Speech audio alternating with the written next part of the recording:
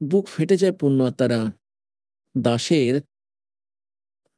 ঠিক এইরকমই অবস্থা হয় যখন জ্ঞান বুঝতে পারি। আর আমরা আগে কি উদ্দেশ্য নিয়ে বেঁচেছিলাম, এখন তো বুঝতে পারি যে আমরা মানব জীবনে আমরা কত সুন্দরভাবে জীবনযাপন করে বেড়াচ্ছি। খিদে পেলে রান্না করেই খেয়ে নিই বা তৈরি করাও পেয়ে যেতে পারি। হোটেলে গিয়ে খেয়ে নিই, চা পান করি, কাজু, কিশমিশ, আপেল, লেবু খেয়ে নিই, লাড্ডু, জিলিপি, হালুয়া, ক্ষীর তৈরি করে খাই। অথচ ভক্তি না করায়, সদ ভক্তি না করায়, ওই সত্যপুরুষ পরমাত্মার ভক্তি না করার জন্য বলা হয় কেবল কর্মফলটাই ভোগ করতে হবে, স্বর্গের দেবতাও হয়ে যাবে, কিন্তু তবুও আপনাকে নরকেই যেতে হবে। আর নরকের পর আবার 84 লক্ষ জনিতে আপনাকে বিচরণ করতে হবে। আর এই সৎভক্তি করলে সব জায়গা থেকে বাইপাস থেকে বের করে নিয়ে যাবেন ভগবান আপনাকে, এবং সৎ লোকে যাবে। এই সৎভক্তি না করলে এই মানব জন্ম পেয়ে जो नहीं रटे हरि नाम और जैसे कुआ दल बिना पर बड़ुआ এক এক আম। তারপর পরমাত্মা বলেন যে নর সেটি, নর থেকে, মানুষ থেকে তুই আবার পশু হবি। न सेती तू पशुआ की जे गद्दा बैल बढ़ाई और ये 56 भोग कहा मन बोरे कहीं कुर्डी चढ़ने যাই। ওই হই বর্তমানে আপনার মানব শরীর রয়েছে, আর আপনি কত সুন্দরভাবে জীবনযাপন করছেন। আর ছোট্ট একটি কাজ না করায়, ভক্তি না করায়, সৎ ভক্তি না করায় আপনি পশু হবেন, গাধা হবেন, বলদ হবেন, গরু হবেন, তারপর না জানি কোন জঙ্গলে গিয়ে ঠোক্কর খেয়ে বেড়াবেন।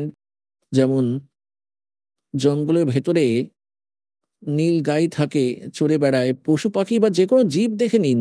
প্রথমত মনুষ্য জীবনই সুখের না, আর মনুষ্য ছাড়া অন্যান্যদের তো বিপদের পাহাড় ভেঙে পড়ে অন্যান্য প্রাণীদের।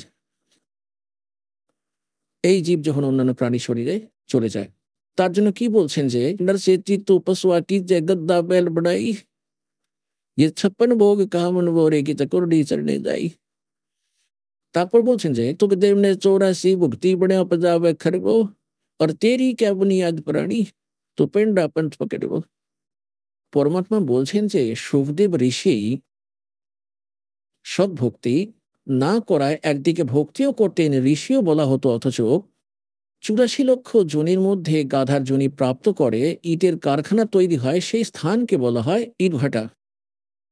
সেই ইটের গোলা বলা হয় যেখানে ইটকে পোড়ানো হয়, এবং সেইটা খুব উঁচু হয়ে যেত, আর তাকে কাঁচা ইট নিচ থেকে উপরে বয়ে নিয়ে যেতে হতো, ওপরে নামিয়ে আবার সেখান থেকে পাকা ইট বয়ে নিচে নামিয়ে নিয়ে আসতো।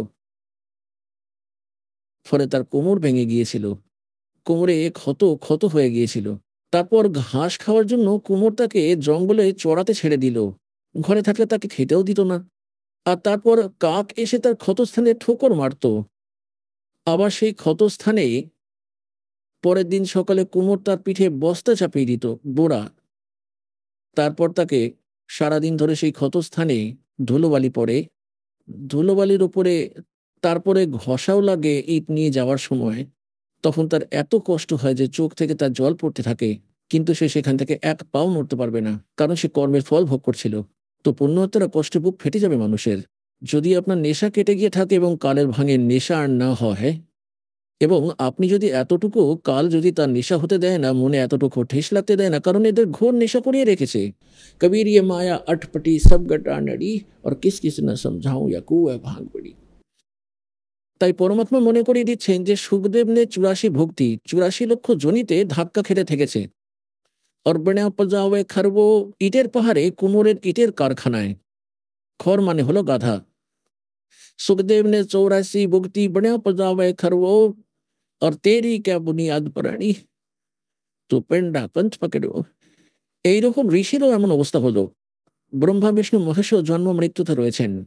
অন্যান্য ঋষিরা তারাও বলেন যে সুর নরমুনিদন 33 করোড়ি ইয়ে বন্দে সবই কাল কি ডোরি। কালের ভক্তি করে কালের জালেই রয়ে গেছে, আর কালের যে জাল রয়েছে তা অটল, জন্ম মৃত্যু সর্বদা রয়েই যাবে।